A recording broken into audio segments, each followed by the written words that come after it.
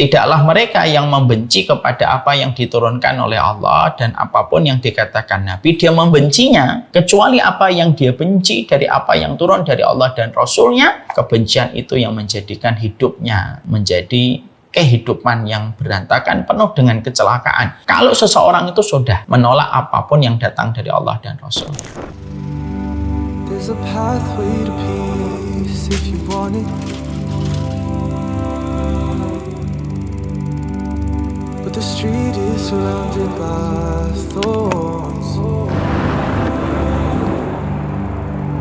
Oh, you'll see and smell roses you think you like. They're only there so you stray from the coast. Chance that I get when I'm spending so long, praying for guidance and hoping He opens my heart. Loving the faith, filling up, but I know it'll fall. It isn't for long, but I got it. Can't stop it, won't slow up. Keep walking, we fall down real often. It's all good. Keep folding, keep falling down. Yeah, every chance that I get when I stand in so long, praying for guidance and hoping He opens my heart. Loving the faith, filling up, but I know it'll fall. Hope it isn't for long. Yeah. Said I've been trying to get it right, so I'm steady praying in the night, and I'm staying focused on the prize. All I'm thinking about is paradise. It's only Jannah, got my eyes on, cause peace is the only thing I want. And so I call out, oh Allah, Allahumma anta salam wa minka salam. It's only Jannah, got my eyes on, cause peace is the only thing I want. And so I call out, oh Allah, you are peace, my Lord. On my knees, I'm on my knees for you. Anything for and it's anywhere for you. All I need, oh Allah, you are peace. Won't you shower your peace upon me? On my knees, you got me begging it. Anything for and it's anywhere for you. All I need is you, oh Allah.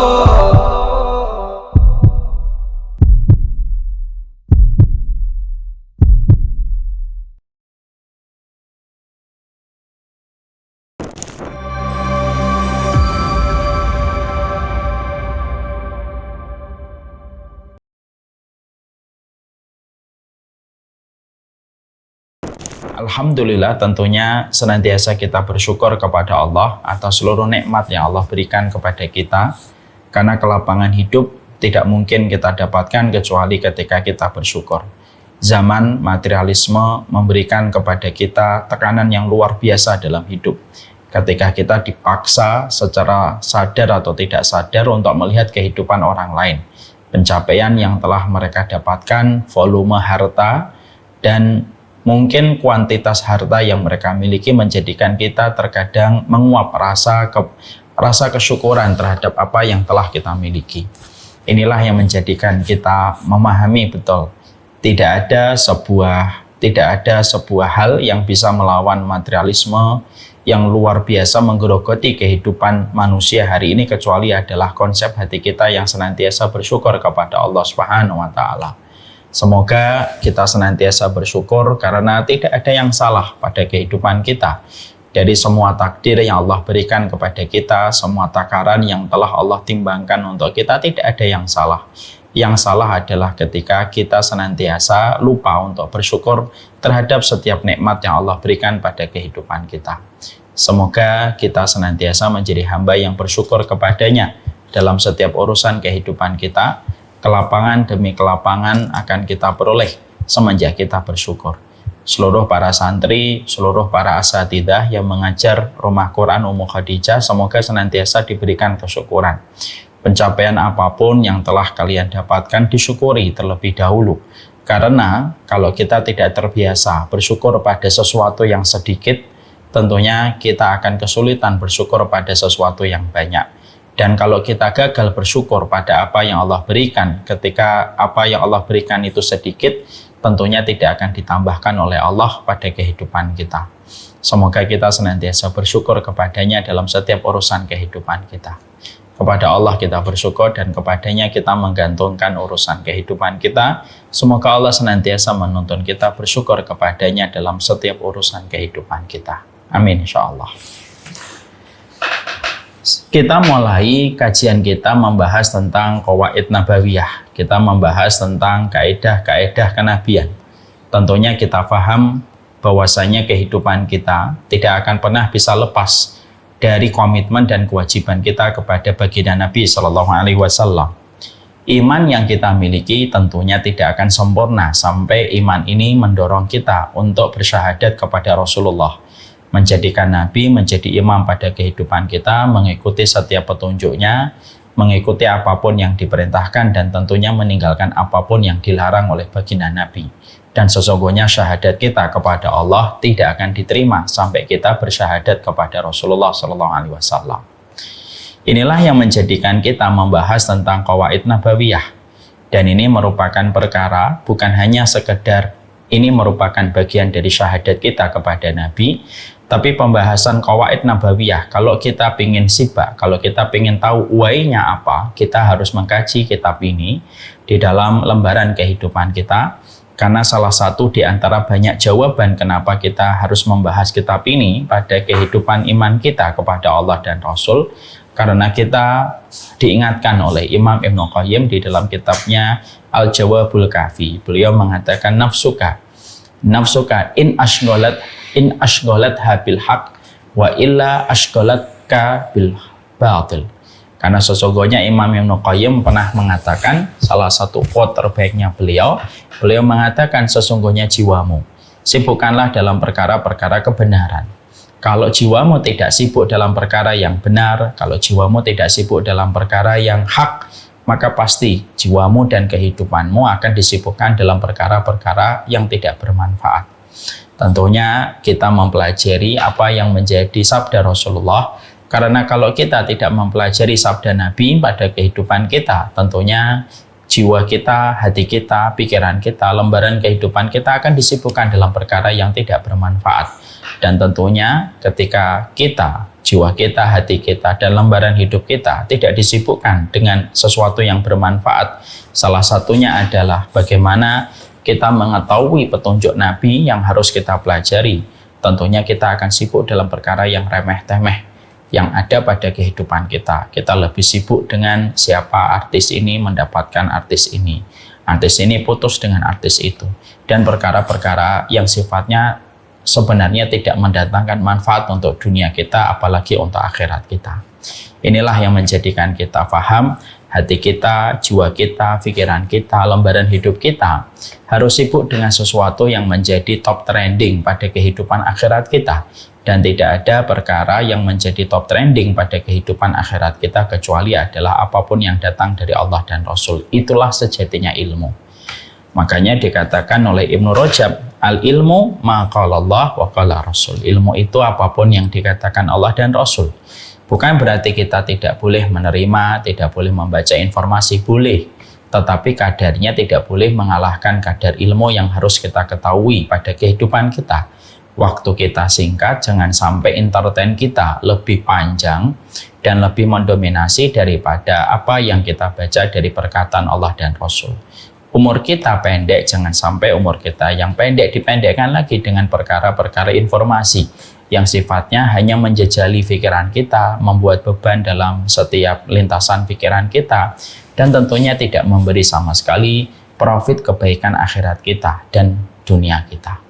Inilah yang menjadikan kita membahas tentang masalah ini, supaya kita memahami betapa pentingnya kehidupan kita bersama dengan Rasulullah Shallallahu Alaihi Wasallam yang harus kita kaji.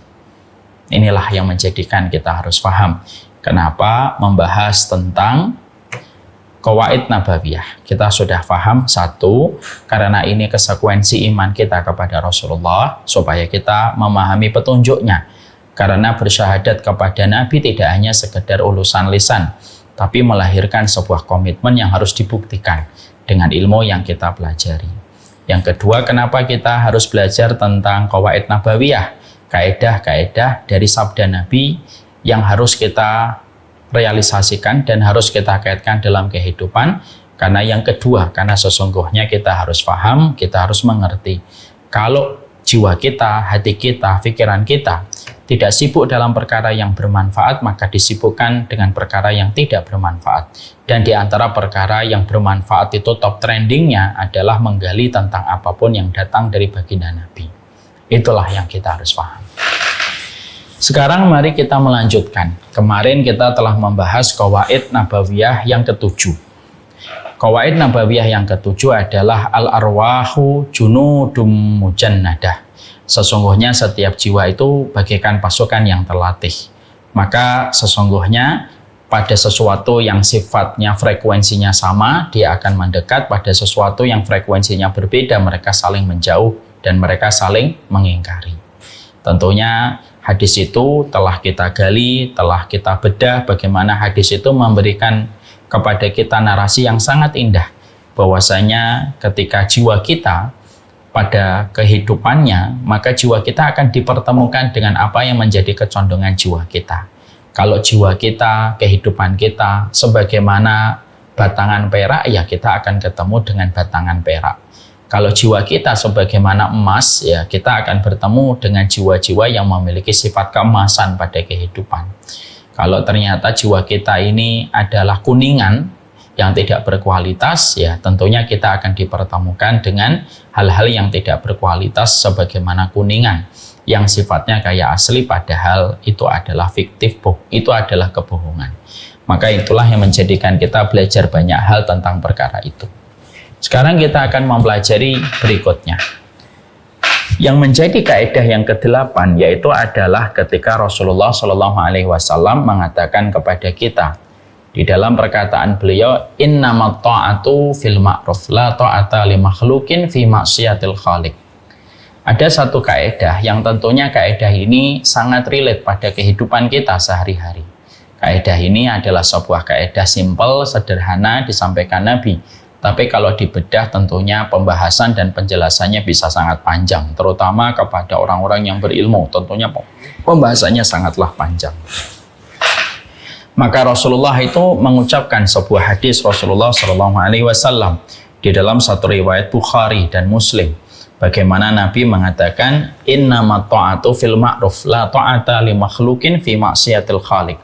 Sesungguhnya ketaatan yang kamu berikan hanya dalam perkara yang ma'ruf, dalam perkara yang baik.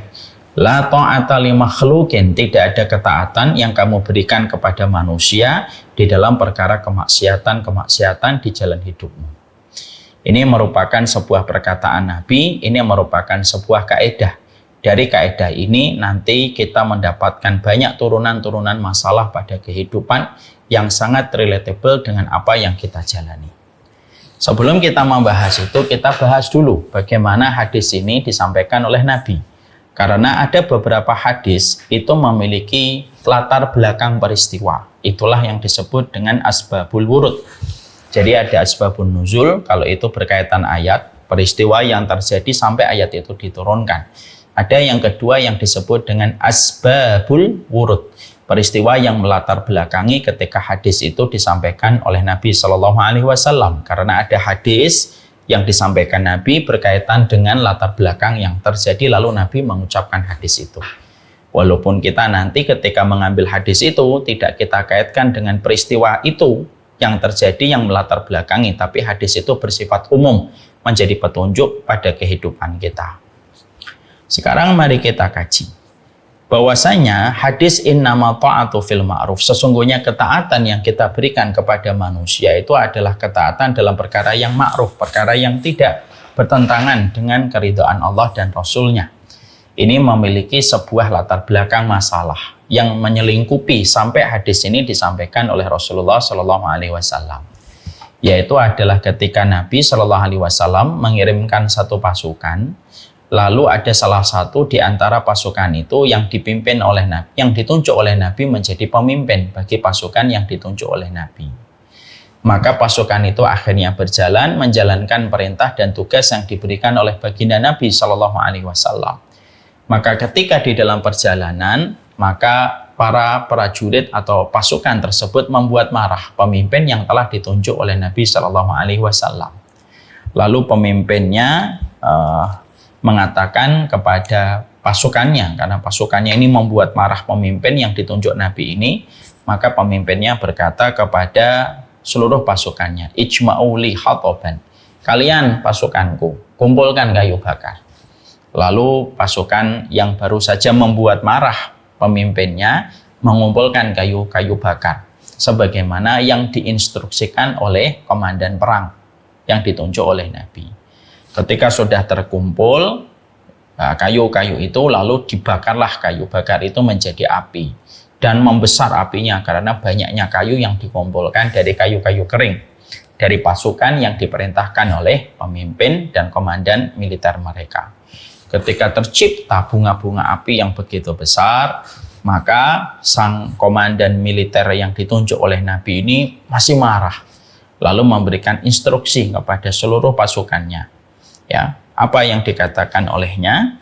Maka sesungguhnya beliau berkata, alam ya'murukum Rasulullah antasma'uli wa tuti'u. Bukankah kalian tahu bahwasanya Rasulullah itu memerintahkan kalian untuk taat kepada aku dan mendengarkan aku, kan? Kata komandan militer yang ditunjuk Nabi.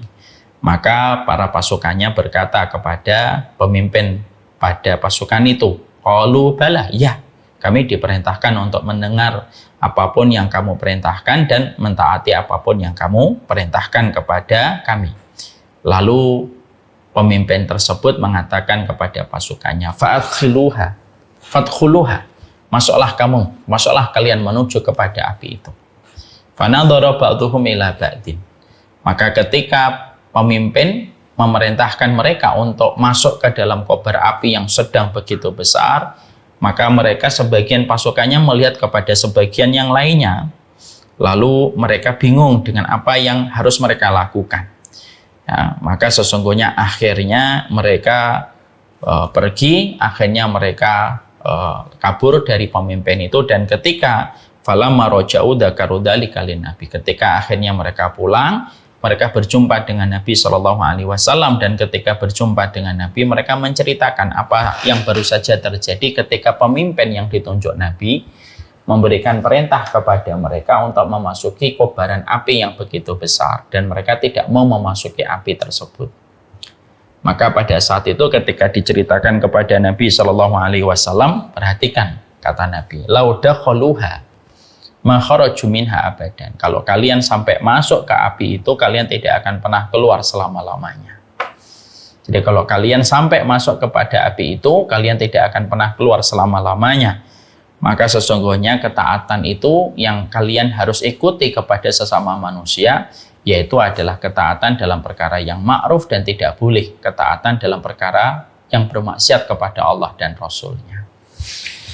Inilah yang menjadikan kita memahami ini sebuah kaidah yang disampaikan oleh Nabi Shallallahu Alaihi Wasallam.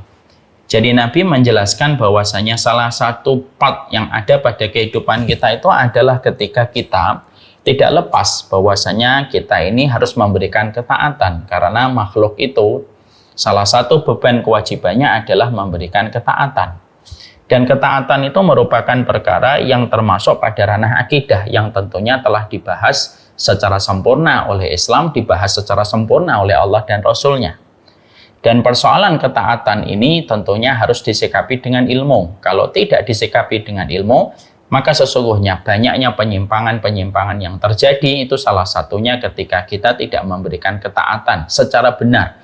Ketika ketaatan itu tidak difahami dengan paham ilmu yang benar, yang menyebabkan akhirnya berantakan kehidupan kita, berakhir tragis kehidupan kita, dengan banyak musibah yang kita jumpai ketika kita tidak memahami bagaimana mendudukkan ketaatan sesuai dengan perintah yang disampaikan oleh Allah dan Rasul-Nya. Ya, jadi hidup itu tidak pernah lepas dari ketaatan yang harus kita berikan.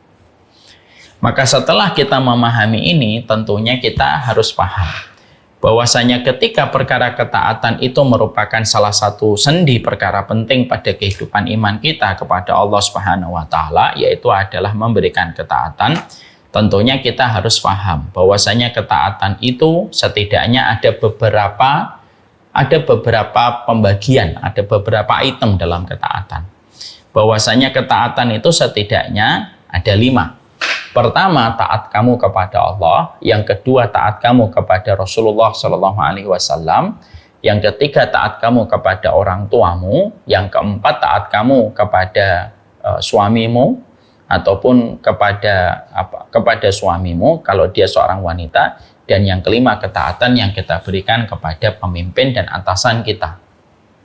Maka itu ada 5, ya. Jadi saya sebutkan kembali, taat itu ada 5 perkara. Taat kepada Allah, taat kepada Rasul, taat kepada orang tua, taat kepada suami, dan taat kepada pemimpin dan atasan kita. Ini ada 5. Maka setelah kita membahas bahwasanya ketaatan itu ada beberapa item, ada 5 poin ketika kita membahas tentang ketaatan kita, di sisi yang lainnya kita harus paham taat itu secara kedudukan terbagi menjadi 2. Ada taat yang sifatnya mutlak, ada taat yang sifatnya muqayyad. Ya. Jadi ada taat yang sifatnya at-ta'atu mutlaqah, ada ketaatan yang sifatnya mutlak, ada ketaatan yang sifatnya muqayyadah. Ada ketaatan yang sifatnya dengan syarat, yang tentunya syarat itu harus dihadirkan untuk bisa memberikan ketaatan. Maka di antara 5 ini, maka sebagiannya taat secara mutlak, sebagiannya taat dengan syarat. Ada taat tanpa syarat, ya, taat tanpa tapi, patuh tanpa syarat. Apa itu? Yaitu ketaatan yang kita berikan kepada Allah dan Rasul. Maka ketaatan kepada Allah dan ketaatan kepada Rasul ini merupakan ketaatan tanpa tapi dan kepatuhan tanpa syarat. Dia tidak ada syarat apapun. Kalau kita sudah bicara tentang perintahnya Allah, kita bicara tentang perintahnya Nabi, dengan sumber ilmu yang jelas, dalam setiap perintah dan setiap larangan yang disampaikan Allah dan Rasulnya, maka sesungguhnya ketaatan yang kita berikan kepada ketaatan Allah dan ketaatan kepada Rasulullah itu ketaatan yang sifatnya sempurna. Tidak perlu difikir, tidak perlu diragukan, tidak perlu ditimbang, dan tidak perlu diistikharahin kalau sudah bicara tentang ketaatan kepada Allah dan Rasul. Ya, jadi dalam setiap perintah Allah yang sudah jelas perintahnya, kedudukannya wajib, maka ketaatan itu harus diberikan, tidak perlu difikir, tidak perlu ditimbang, apalagi diistikharahin. Makanya ketika tadi kalian misalnya, saya pengen pakai jilbab, ya sudahlah saya istikharah. Perintah Allah tidak perlu diistikharahin. Jadi perintah Allah itu tidak perlu kita istikharah. Kalau sudah jelas perintahnya, terutama ketika instruksinya itu bersifat perintah, maka sesungguhnya tidak ada kita ragukan. Dan setiap perintah Allah itu dan perintah Rasulullah itu sifatnya taat secara mutlak. Di mana ketaatan secara mutlak siapapun yang memberikan ketaatan tanpa tapi dan kepatuhan tanpa syarat sesuai dengan jelasnya perintah tersebut yang datang pada kehidupan kita, maka orang yang taat kepada Allah dan Rasul berada di bawah naungan keberkahan yang Allah berikan untuk mereka. Kenapa? Karena menjadi orang yang taat itu tidak pernah merugi. Ada sebuah kata-kata bagus. Dulu banyak manusia menyangka taat kepada Allah itu melelahkan. Tapi setelah perjalanan hidup dia lalui, ternyata jauh dari Allah itu lebih melelahkan. Saya ulang kembali. Sesungguhnya banyak orang menyangka taat kepada Allah itu melelahkan. Tapi setelah dia lalui kehidupannya, ternyata jauh dari Allah dengan tidak taat itu lebih melelahkan daripada taat kepada Allah. Karena kita belajar betul bahwasanya taat kepada Allah dan Rasul, ketika perintahnya jelas, sesuai dengan pemahaman yang benar dari apa yang disampaikan oleh baginda Nabi SAW, sesuai dengan apa yang dipahami oleh para sahabat, maka sesungguhnya ketaatan kepada Allah itu tidak pernah memberikan kerugian kepada manusia. Dan tentunya ketaatan yang kita berikan kepada Allah walaupun melelahkan, tapi lelahnya orang yang taat itu lebih ringan daripada lelahnya orang yang jauh dari Allah ketika dia tidak taat. Ini pasti dirasakan setiap orang kalau dia jujur pada hatinya. Jadi jangan menyangka kalau tidak taat itu nanti enak. Jangan menyangka kalau tidak taat itu tidak lelah. Justru kalau kamu tidak taat, kamu akan lelah. Ya. Makanya ketika ketaatan ini betul-betul diberikan oleh manusia kepada Allah, maka sesungguhnya mereka berada pada janji-janjinya Allah. Dan janji Allah itu tidak pernah meleset kepada setiap makhluk yang jujur kepada Allah di dalam dia beriman kepadanya. Karena konsekuensi iman kepada Allah itu adalah tidak pernah meragukan setiap perintah yang Allah berikan pada kehidupan kita, kecuali setiap perintah itu selalu memberikan kepada kita keberuntungan dan memberikan kepada kita profit yang tidak ternilai harganya di balik setiap ketaatan yang diberikan kepada Allah. Karena transaksi perdagangan yang tidak pernah mengenal kata rugi adalah transaksi perdagangan manusia kepada Allah Subhanahu wa taala. Ya, orang yang taat itu tidak pernah merugi. Kalau dia tahu semua itu selalu berada di antara janjinya Allah. Mari kita belajar dari sebuah kisah yang luar biasa. Bagaimana ketika kita pernah mendengar kisah nyata, para santriwati mungkin pernah mendengar kisah nyata tentang Julaibib. Bagaimana kisah Julaibib begitu masyhur. Tapi ternyata banyak di antara kita hanya menyoroti tentang profilnya Julaibib. Tapi terkadang kita lupa menyoroti profil wanita yang memberikan ketaatan kepada Rasulullah pada saat ketika Nabi mencarikan istri untuk Julaibib. Tentunya kita semuanya tahu bagaimana kisah Julaibib itu terjadi. Kisah ini begitu masyhur, para santriwati juga pasti paham. Dan seluruh yang hadir sebagian besar pasti paham kisahnya Julaibib. Seorang laki-laki yang berpenampilan sangat biasa, di mana tidak banyak wanita dan tidak banyak keluarga yang mau menerima Julaibib menjadi bagian dari keluarga mereka dan menjadikan Julaibib itu suami untuk putri-putri mereka. Itulah Julaibib. Sehingga akhirnya Julaibib sampai sekian lama umurnya, dia tidak segera dan tidak kunjung menikah. Karena tidak ada wanita dan tidak ada keluarga yang mau menerima beliau sebagai bagian dari keluarganya. Padahal Julaibib adalah seorang laki-laki yang sangat dicintai oleh Nabi, dan itu terbukti ketika Julaibib meninggal dunia. Orang yang paling mencari jasadnya Julaibib adalah baginda Nabi Shallallahu Alaihi Wasallam. Maka ketika ada satu keluarga didatangi oleh Nabi ketika Nabi mencarikan suami untuk Julaibib, datanglah Rasulullah Shallallahu Alaihi Wasallam kepada satu keluarga dari seorang wanita yang namanya dan orang itu dilihat oleh Nabi cocok untuk menjadi pendampingnya Julaibib, yaitu adalah jariyah dari Bani Sa'labah. Ya, jariyah dari Bani Sa'labah. Maka jariyah dari Bani Sa'labah ini akhirnya ditemuin keluarganya oleh baginda Nabi Shallallahu Alaihi Wasallam. Ketika akhirnya ditemuin oleh baginda Nabi Shallallahu Alaihi Wasallam, pada saat itu orang tuanya merasa berkeberatan untuk menjodohkan Julaibib dengan putri mereka.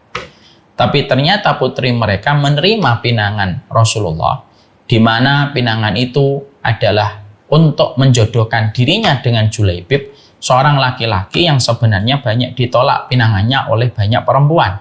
Tapi jariyah dari Bani Sa'labah ini menerima pinangan itu karena yang membawa pinangan itu adalah Rasulullah. Walaupun kita tahu bagaimana ketika mereka menikah, mereka belum sempat bermalam pertama bersama dengan istrinya, dan sampai akhirnya Julaibib menyongsong panggilan jihad bersama dengan baginda Nabi Shallallahu Alaihi Wasallam. Dan ketika Julaibib itu meninggal dunia, pada saat itulah Julaibib diangkat oleh Nabi dengan kedua tangannya, dan Nabi mengatakan, saya adalah bagian dari Julaibib dan Julaibib itu bagian dari kehidupan saya. Tapi banyak di antara kita tidak menyorot kehidupan jariyah dari Bani Sa'labah ini. Ini merupakan seorang wanita dari Bani Sa'labah. Bahwasanya wanita ini dikisahkan di dalam sejarah memiliki keberkahan hidupnya. Akhirnya hidupnya berkah, diberikan kemudahan oleh Allah dalam banyak hal, diberikan kemudahan dalam rezekinya, dan berada di dalam ketaatan kepada Allah. Dan para ulama ketika membahas tentang profil dari sosok perempuan yang menerima pinangan Julaibib, ketika Julaibib itu dibawa namanya oleh baginda Nabi, maka sesungguhnya perempuan ini mendapatkan keberkahan dari sebuah ketaatan yang dia berikan kepada Rasulullah Shallallahu Alaihi Wasallam. Ini merupakan sebuah kisah nyata, betul. bahwasanya taat sama Allah itu merupakan ketaatan yang sifatnya mutlak. Dan tidaklah kita jauh dari Allah kecuali ketika kita tidak memberikan ketaatan kita kepada Allah dan Rasul-Nya, maka sesungguhnya ketaatan kepada Allah dan Rasul-Nya itu merupakan ketaatan yang memberikan kebahagiaan pada kehidupan kita. Karena hati kita, jiwa kita itu disetting bagaimana jiwa kita itu tidak bisa jauh dari Allah. Ketaatan yang kamu lakukan, ibadah yang kamu kerjakan itu mendekatkan dirimu dengan banyak kemudahan yang Allah nanti berikan pada hidupmu. Maka sesungguhnya ketaatan kepada Allah dan Rasul-Nya itu sifatnya mutlak. Ketika kita mentaati Allah dan Rasul-Nya, maka sesungguhnya ketaatan kepada Allah dan Rasul-Nya itu sifatnya mutlak. Kita bicara tentang ketaatan kepada Allah dan Rasul-Nya. Sebentar, sebelum kita bicara nomor 3, 4, 5. Ketaatan kepada Allah dan Rasul-Nya, poin pertama yang tadi kita pahami bersifat mutlak. Taatmu tanpa tapi, patuhmu tanpa syarat. Ya. Dan mereka itulah ciri dari para wali-walinya Allah. Jadi para wali-walinya Allah itu adalah mereka yang senantiasa mendahulukan ketaatan mereka kepada Allah dan Rasul. Kalaupun mereka belum mampu, mereka tidak pernah menolak. Ya. Dari setiap ketaatan yang harusnya mereka berikan, walaupun mereka belum mampu mengerjakan dan belum mampu melakukan, dia tidak pernah menolak, walaupun dia belum bisa mengerjakan. Ya, karena apa? Menerima secara utuh dengan menolak itu berbeda. Ada orang yang menerima tetapi belum mampu melakukannya, itu hal yang wajar. Kalian datang kepada kalian sebuah perintah, lalu kalian belum melakukannya, belum bisa melakukannya karena banyak faktor. Maka kelemahan itu kalau kita jujur berkata kepada Allah, kelemahan itu akan dibantu sama Allah. Beda dengan orang yang datang kepadanya perintah, lalu dia menolak perintah tersebut. Nah, itu sudah beda.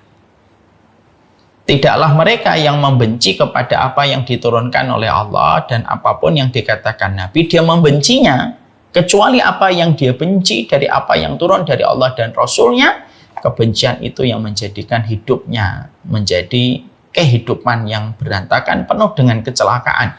Kalau seseorang itu sudah menolak apapun yang datang dari Allah dan Rasul-Nya. Ya. Jadi saya menyampaikan kepada diri saya, kalau saya belum mampu melakukannya terhadap satu perintah, Allah tahu kita ini beragam. Imannya itu beda-beda. Gitu.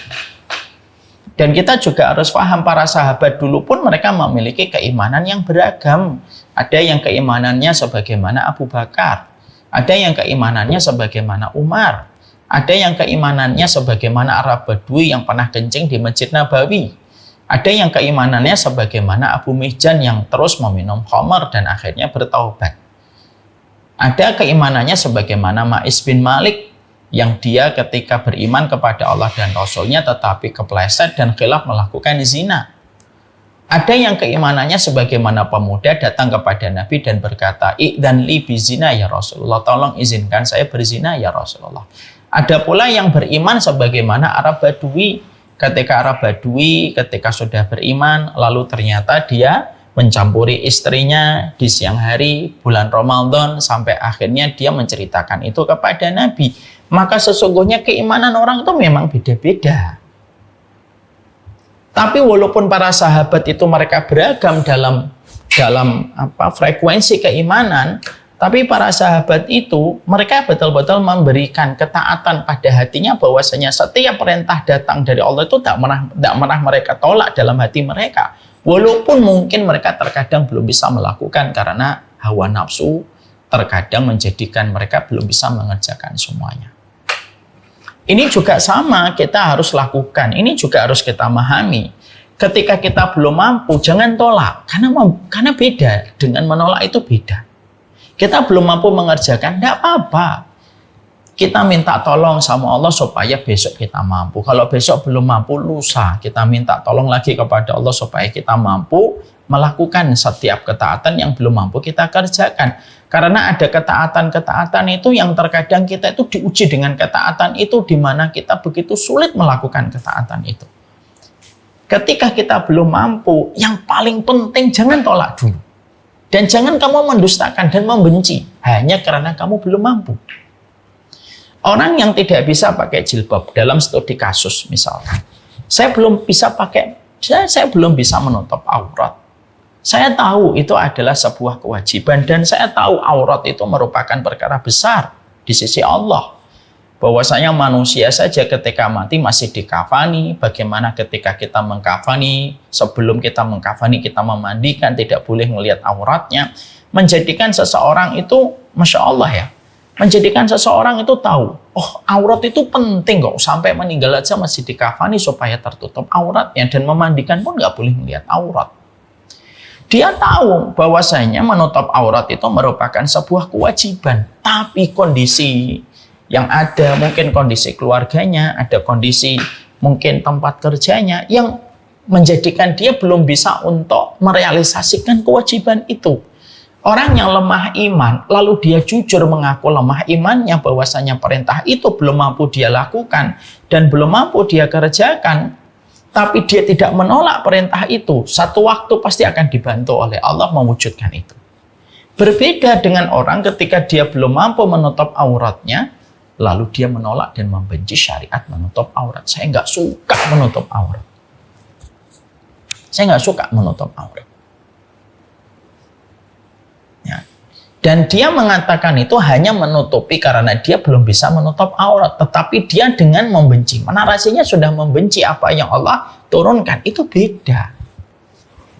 Makanya poin yang penting nomor pertama ini adalah taat tanpa tapi, patuh tanpa syarat. Karena iman dan ketaatan, iman dan kepatuhan itu sebagaimana gula dengan rasa manisnya. Gula dengan rasa manisnya. Kalau kita menemukan butiran putih di atas meja ini, lalu saya icip-icip, manis, saya akan katakan bahwasanya ini adalah gula. Kenapa saya bisa mengatakan itu gula? Karena gula itu identik dengan rasa manisnya. Kalau saya temukan ada butiran putih di atas meja ini, lalu saya icip-icip, ternyata tidak manis, saya akan mengatakan itu bukan gula. Kenapa tidak gula? Saya yakin karena tidak ada rasa manisnya. Gula dengan rasa manis, Padang dengan rendang, Jogja dengan gudeg, Lamongan dengan lele, Surabaya dengan rawon, itu identik. Iman itu ya dengan kepatuhan.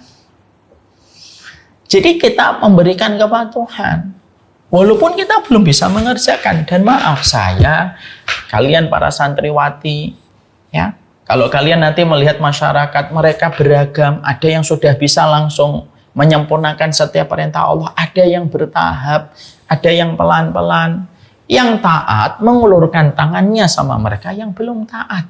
Yang belum taat, mereka senantiasa harus membina hubungan baik kepada mereka yang taat. Yang salah bisa solih, yang solih bisa salah.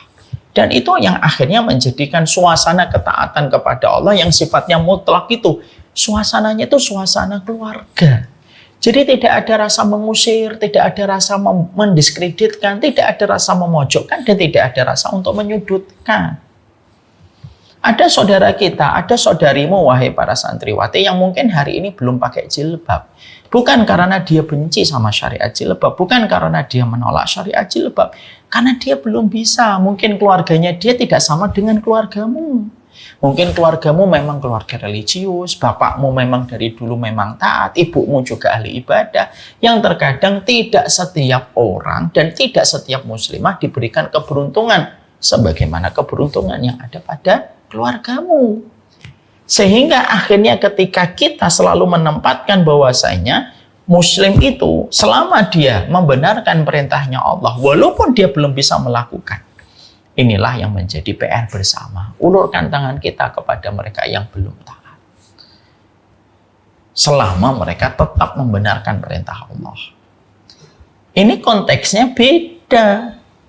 Konteksnya itu beda apa? Konteksnya beda dengan orang-orang yang mereka ketika turun syariat, dia membenci. Jangan membenci. Kalau memang kamu nggak mampu mengerjakan, tidak apa-apa. Kalau memang imannya belum diizinkan oleh Allah untuk melakukannya, tapi jangan membenci. Karena apa? Tidak ada yang membenci. Apa yang datang dari Allah, tidak ada yang membenci yang datang dari Nabi, kecuali itu tindakan subversif kepada Allah dan Rasul-Nya. Dan itu akan menjadi berat sekali. Kenapa menjadi berat sekali? Karena sudah membenci kepada apa yang Allah turunkan kepada kehidupan manusia. Karena apapun yang Allah turunkan pada kehidupan kita, tidak ada satupun kecuali membawa kemaslahatan dan manfaat besar pada kehidupan kita. Ini yang kita harus jaga. Orang munafik itu simple kok, makna sederhananya. Orang munafik itu adalah orang yang hatinya benci kepada beberapa aturan syariat. Nah, itu tidak boleh. Ya. Karena apa? Karena memang aturan Allah itu tidak membutuhkan persetujuan dari kita.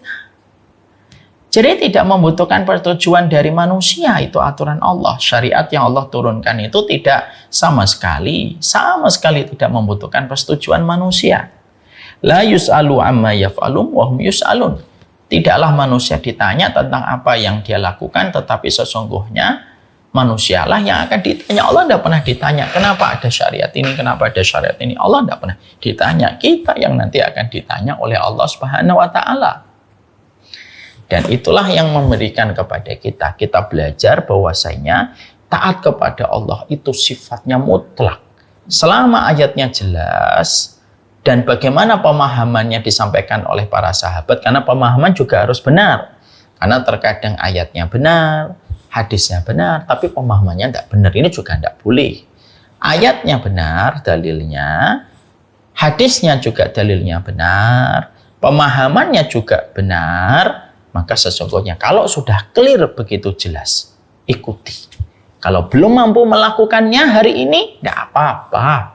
Karena Allah mengetahui kadar iman kita beda-beda. Tapi mintalah kepada Allah, satu waktu saya bisa melakukan dan bisa untuk mengerjakan ketaatan itu dan meninggalkan dosa ini dan dosa itu.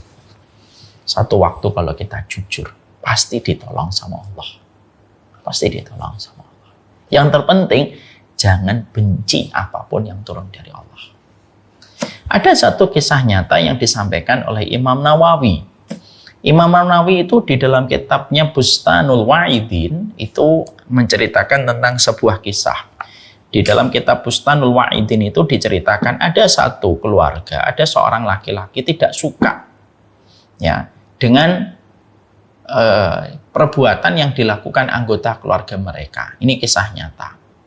Bahwasanya ada anggota keluarga mereka itu selalu memakai siwak. Siwak ya, sifatnya sunnah, mustahab.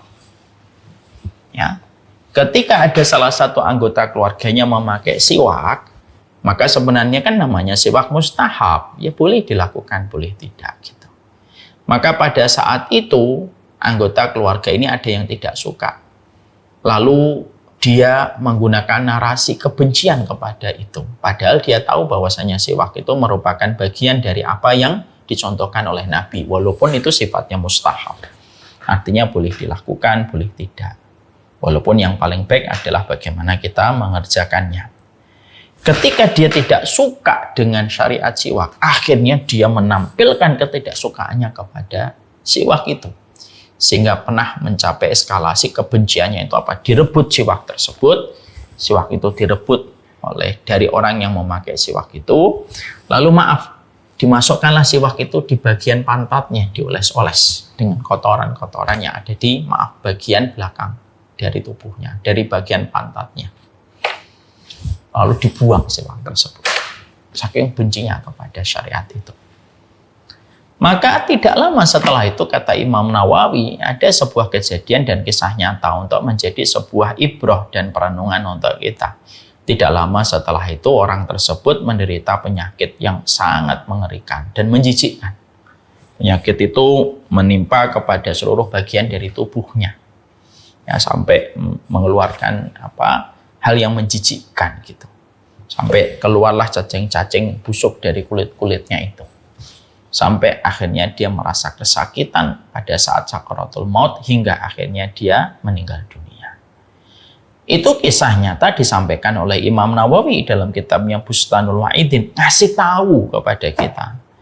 Kalau ketika kamu sampai membenci apapun yang turun dari Nabi, maka kebencianmu itu harganya mahal. Karena apa?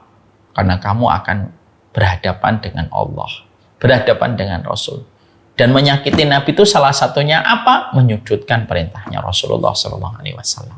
Itu termasuk menyakiti Nabi. Nah, kalau sudah menyakiti Nabi, siapa yang akan kita hadapi? Yang kita hadapi adalah Allah Subhanahu wa taala.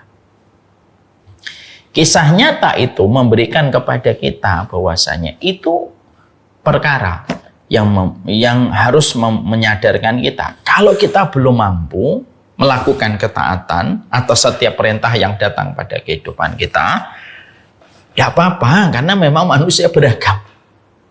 Tapi jangan benci, jangan menolak kalau memang perintahnya jelas. Karena memang taat kepada Allah sifatnya adalah mutlak. Dan ketaatan kepada Allah pasti akan memberikan kebaikan hidup kita. Dan jauhnya kita dari ketaatan itu yang terkadang akan membuat rumit dan menjadikan kehidupan kita akan mengalami banyak benturan. Karena ketika kita tidak mengikuti petunjuk, kegelapan akan menyertai kita dan kegelapan itu selalu berakhir dengan setiap kerusakan pada kehidupan. Ya. Jadi inilah yang menjadikan kita memahami betul.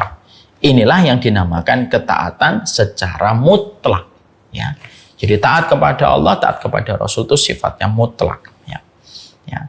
Sehingga sekali lagi siapapun di antara seluruh yang hadir di sini, kalau ada satu perintah, saya belum bisa melakukan perintah ini, saya belum bisa melakukan perintah ini, minta tolong sama Allah.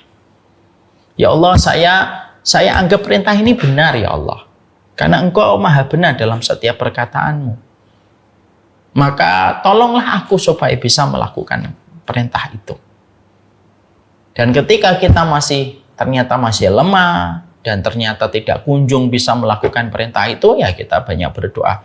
Rabbana la tu'akhidna in nasina au akhtana. Ya Allah, jangan hukum kami ketika kami lupa dan ketika kami salah. Dan salah itu salah satunya sudah paham ilmunya tetapi tidak kunjung untuk melakukannya. Kalau ada di antara kalian masih ada yang berkaitan dengan riba, sebenarnya tahu nih riba, pengen keluar, tapi ternyata tidak mudah. Banyak sekali yang harus dilewati. Ada teman kita sekalinya tahu tentang riba, dia langsung bisa meninggalkan. Beda dengan kita, terkadang perjalanan kita untuk meninggalkan riba ini perjalanannya panjang dan berat. Minta tolong sama Allah. Tapi jangan pernah sekali-kali kita menolak kebenaran hanya karena kita tidak mampu melakukannya. Ya. Ada di antara kita sudah tahu bahwasanya, Quran itu lebih baik daripada musik. Tapi ternyata kita belum mampu meninggalkan musik. Kita tidak usah meributkan lah bagaimana antara hukum musik ini. Bagi orang beriman itu sepakat bahwasanya Quran itu jauh lebih baik daripada musik. Tapi mungkin ada di antara kita itu yang terkadang masih menikmati musik tersebut. Siapapun di antara kita, semoga dengan kita tahu ini salah gitu, kita minta tolong sama Allah, ya Allah saya tahu ini salah. Bahwasanya Quran itu jauh lebih mulia daripada musik yang aku dengarkan gitu. Minta tolong ya Allah. Karena orang yang jujur mengakui kelemahannya itu selalu ditolong oleh Allah. Dan Allah pasti akan memberikan kebaikan. Ada di antara kalian yang mungkin masih pacaran gitu.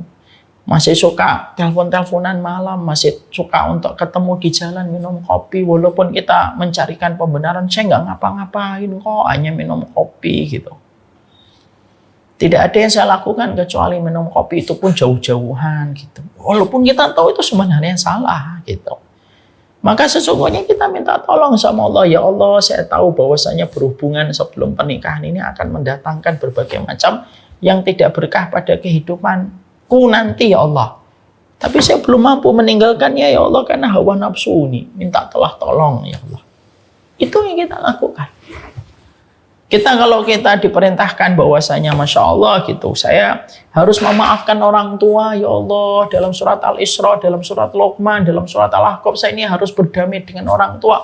Tapi ternyata memori yang ditinggalkan bapak saya itu begitu dalam, melukai saya, dan saya itu sebenarnya ingin memaafkan tapi belum mampu ya Allah gitu, karena memori itu selalu datang pada kehidupan saya. Minta tolonglah sama Allah.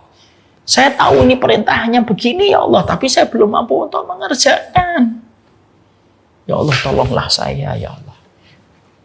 Ketaatannya itu tetap diberikan walaupun belum bisa ngerjain. Ya Allah, saya tahu bahwasanya tidak taat kepada suami itu adalah perkara yang nanti merusak saya, merusak keberkahan saya dan anak-anak saya gitu. Tapi apalah daya ya Allah, ketika saya sering lihat suami saya itu kadang-kadang saya sering marah-marah gitu. Karena saya begitu kebingungan mengatur hormon ketika saya lelah. Saya dapati suami saya pulang lalu saya limpahi dengan kemarahan dan sebelnya saya setelah seharian berjibaku di dalam rumah.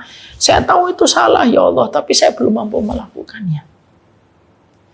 Ya Allah, terkadang ya Allah, saya itu tahu bahwasanya marah sama anak itu hanya menjauhkan hatinya dari hati saya ya Allah gitu. Tapi sering sekali gitu kalau ngelewatin hidup itu saya itu kadang-kadang masih kesel gitu walaupun selalu menyesal setelah marah sama anak gitu. Tolong saya ya Allah. Ngaku kalau kita itu tidak mampu. Yang namanya taat sama Allah itu memang setiap orang itu diuji masing-masing. Ada yang diuji dengan riba, ada yang diuji dengan musik, ada yang diuji dengan pacaran, ada yang diuji tidak sabar sama pasangan, ada yang diuji terkadang tidak sabar sama anak. Masing-masing kita diuji. Tapi taat tetaplah taat, perintah tetap perintah yang harus kita benarkan, patuh tanpa syarat, taat tanpa tapi. Walaupun kita belum mampu mengerjakan, mengakui kelemahan kita itu menjadikan Allah akan menolong kita. Allah itu paling senang sama mereka yang senantiasa itu mengakui kekurangannya. Terutama ketika dia berdiri di hadapan syariat-syariat yang belum mampu dia kerjakan. Dan akhirnya hal itu yang akan menjadikan hati kita itu selalu, dan itulah yang akan menjadikan hati kita itu selalu dalam kondisi yang baik gitu. Ketika kita senantiasa berinteraksi kepada setiap ketaatan, di mana setiap interaksi kepada ketaatan kepada Allah itulah yang menjadikan kita mendapatkan kebaikan dari sisi Allah. Ya? Kalau di antara kalian sudah bisa meninggalkan riba, sudah mampu melakukan ketaatan, ingat tidak ada ketaatan yang kita berikan kepada Allah kecuali pertolongan datang dari Allah. Semoga kesombongan tidak menyergap hati kita. Semoga rasa tinggi hati tidak menyergap hati kita. Setiap waktunya ketika kita sudah mampu melaksanakan ketaatan itu. Bagi yang belum mampu. Bagi yang belum mampu. Maka sesungguhnya mintalah tolong kepada Allah setiap waktunya. Jangan ada kebencian kepada syariat hanya karena kita belum mampu melaksanakan syariat itu. Kamu belum bisa meninggalkan riba, jangan akhirnya kamu tolak hukum tentang riba. Kamu belum bisa meninggalkan musik, jangan kamu jadikan akhirnya kamu menolak hukum tentang keindahan, keutamaan mendengarkan Al-Quran. Kamu belum bisa meninggalkan pacaran, jangan kamu benci syariat yang melarang kita untuk tidak berpacaran pada kehidupan kita. Jujurlah sama Allah. Nanti kejujuran kita akan ditolong oleh Allah setiap waktu dan setiap saat ketika dimulai dari sebuah proses kejujuran kita kepada Allah. Para sahabat, sekali lagi saya sampaikan, para sahabat itu tidak semuanya frekuensi imannya sama. Nah, tadi saya mengatakan supaya, ini saya ingatkan kembali supaya kita tahu. Ada sahabat kayak Abu Bakar, ada yang kayak Umar, ada yang kayak Utsman, ada yang kayak Ali, ada yang kayak siapa? Ada yang sebagaimana Abu Mihjan, ada yang sebagaimana Abu Mihjan yang minum khamar, ada yang sebagaimana Arab Badui yang kencing di Masjid Nabawi. Masing-masing beda-beda. Tapi jangan ada kebencian kepada syariat hanya karena kamu belum mampu melaksanakan syariat itu. Taat sama Allah itu memang lelah. Tapi kelelahan ini akan berganti dengan kenikmatan. Bermaksiat pun lelah, tapi akan berganti dengan penderitaan. Dan kata-kata yang luar biasa bagi saya adalah, dulu kita menyangka taat itu berat. Tapi ternyata jauh dari Allah itu lebih berat ketika tidak taat pada apapun yang Allah gariskan pada kehidupan kita. Ya. Jadi kalau hidup kita ini jadi banyak masalah, kalau hidup kita ada masalah, mungkin banyak ketaatan yang kita tinggalkan. Ya. Makanya Allah menyampaikan kepada kita bahwasanya Wa ma asabakum min musibatin fama kasabat min aid. Allah menyampaikan di dalam surat Asy-Syura, coba saya takut salah ini.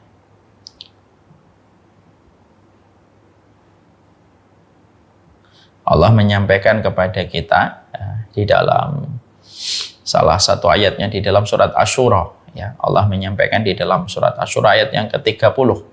Wa ma asabakum min musibatin fabima kasabat aydikum wa ya'fu an katsir. Makanya Allah menyampaikan di dalam surat Asy-Syura ayat 30, wa ma asabakum min musibatin. Tidaklah satu musibah, tidaklah satu kesulitan yang datang kepadamu itu pun karena apapun dari tindakan kalian sendiri.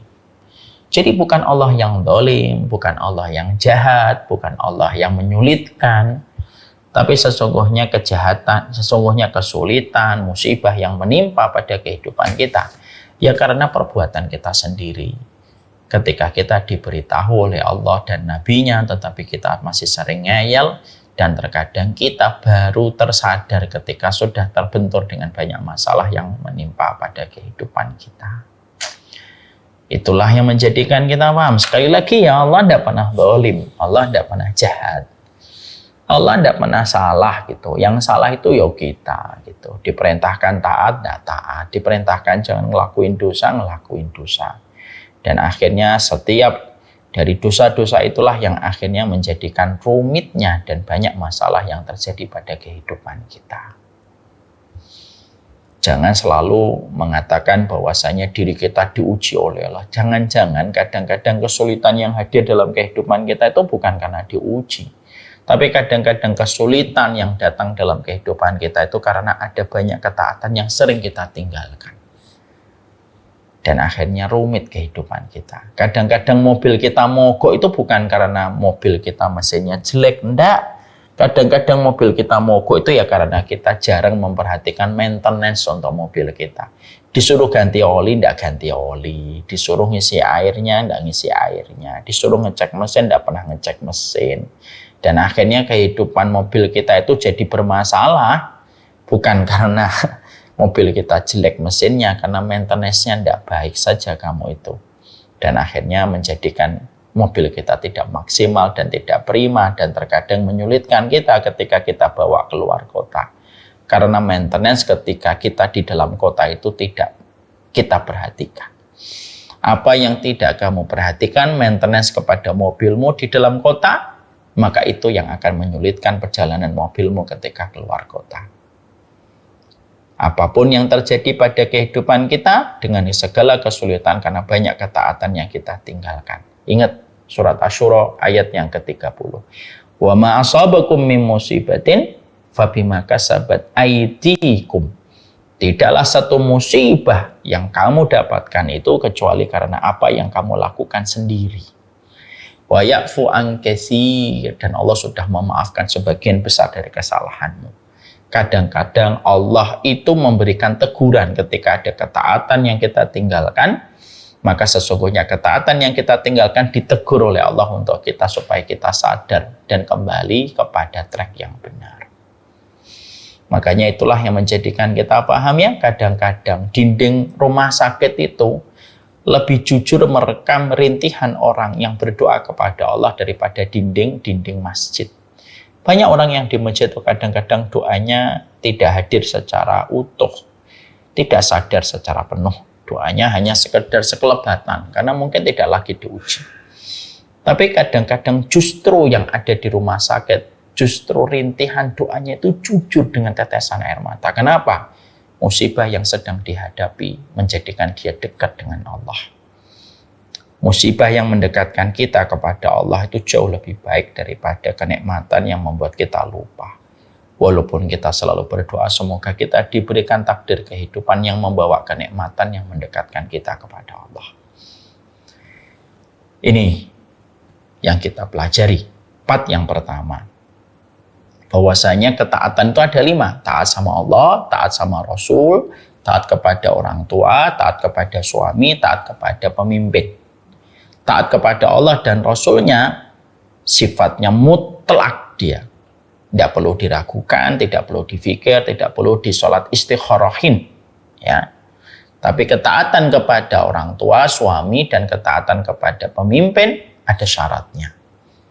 Jangan sampai salah. Sekalinya kita salah mentaati kepada sesuatu makhluk, maka berakibat bisa rusak kehidupan akhirat kita.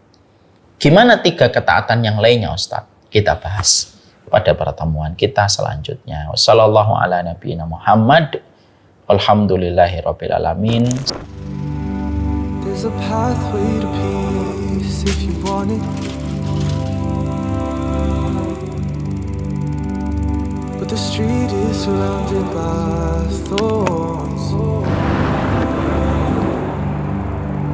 Oh, you'll see and smell roses you think you like. They're only there so you stray from the coast. Chance that I get when I'm spending so long, praying for guidance and hoping He opens my heart. Loving the faithful and up, but I know it will fall. It isn't for long, but I got it. Can't stop it. Won't slow up. Keep walking. We fall down real often. It's all good. Keep folding.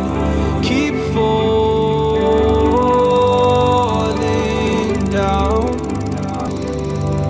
Yeah. Every chance that I get when I stand in so love. Praying for guidance and hoping He opens my heart. Loving the faith, feeling up, but I know it will fall. Hope it isn't for long. Yeah. Said I've been trying to get it right, so I'm steady praying in the night, and I'm staying focused on the prize. All I'm thinking about is paradise. It's only Jannah, got my eyes on, cause peace is the only thing I want. And so I call out, oh Allah, Allahumma anta salam wa minka salam. It's only Jannah, got my eyes on, cause peace is the only thing I want. And so I call out, oh Allah, you are peace, my Lord. On my knees, I'm on my knees for you. Anything for and it's anywhere for you. All I need, oh Allah, won't you shower your peace upon me? On my knees, you got me on my knees. Anything for and it's anywhere for you. All I need is you, oh Allah.